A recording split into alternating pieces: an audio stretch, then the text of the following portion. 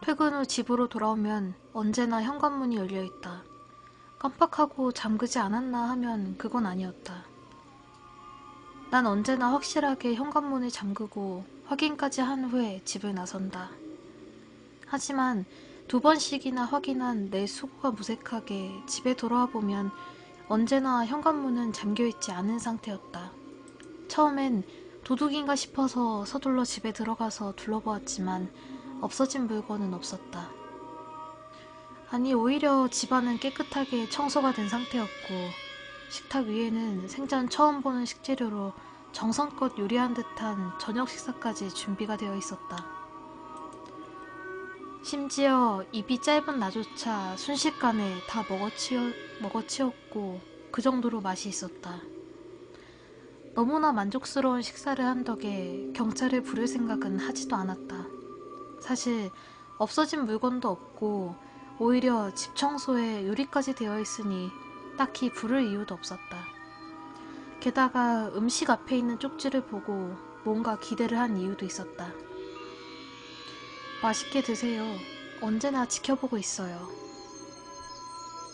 남들이 보면 스토커니 뭐니 하면서 치를 떨겠지만 아무렴 나 좋다는 사람이 이렇게 훌륭한 음식을 차려주는데 못생겼든 문제가 있든 그건 그때 가서 잘라버리면 그만이었다. 당장은 맛있는 음식을 먹었으니 만족이다. 그 다음 며칠간은 별다른 일도 없이 문이 잘 잠겨 있었다.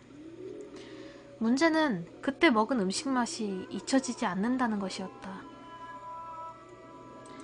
언제나 인스턴트 음식이나 배달 음식만 먹었던 탓에 직접 만든 따끈한 저녁 식사가 더 맛있게 느껴졌는지도 모른다. 그리고 일주일 후에 또다시 현관문이 열려 있었다. 혹시나 하는 마음에 집을 확인하니 이번에도 역시 집은 깨끗하게 청소가 되어 있었고 식탁엔 저번과 같이 식사가 차려져 있었다.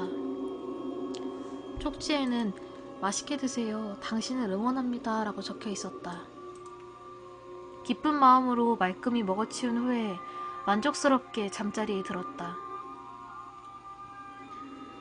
마치 우렁각시처럼 집안일과 식사 준비를 해놓는 사람의 정체가 누군진 모르겠지만 이렇게 맛있는 음식을 만들다니 솜씨가 보통은 아니었다고 생각했다. 그 다음 3일 뒤에, 그 다음은 하루 건너서, 그 이후부터는 매일같이 현관문이 열려 있었다. 매일 집으로 돌아오면 집은 깨끗하게 청소가 되어 있었고 식탁엔 매일 메뉴가 바뀌는 맛있는 식사가 준비가 되어 있었다. 쪽지에는 언제나 힘내요, 음식은 입에 맞으신가요?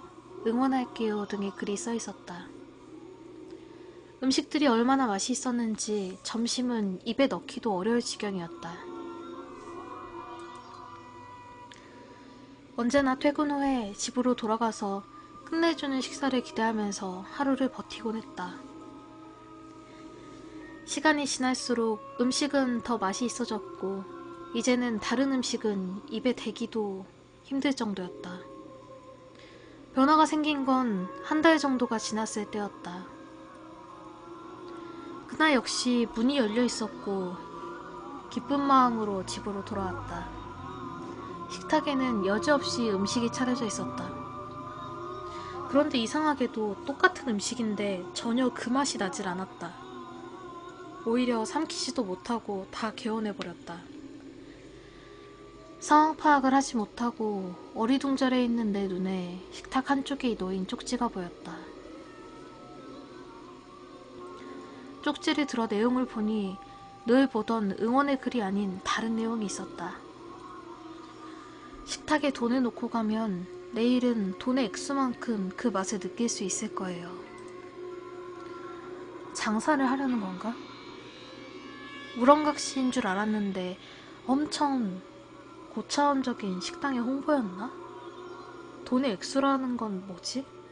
경찰에 신고하는 게 좋으려나? 근데 그러면 그 맛있는 걸 못 먹는 거 아니야?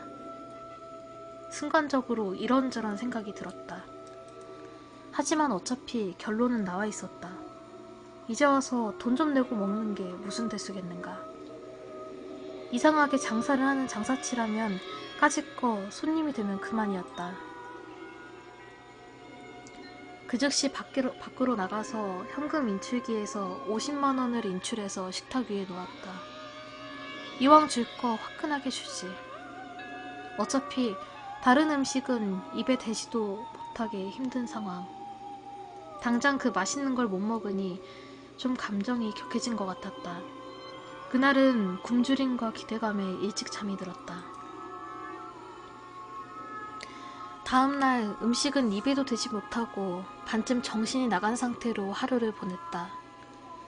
6시가 되자마자 상사의 눈치도 완전히 무시하고 칼퇴근에 감행하면서 택시를 타고 집으로 돌아왔다. 문을 부수듯이 열고 들어가 식탁으로 달려갔다. 식탁에는 음식이 없었다. 흰 가루가 든 봉지가 있었을 뿐이었다. 봉지 옆에 있던 쪽지에는 이렇게 쓰여 있었다. 내일은 2배라고.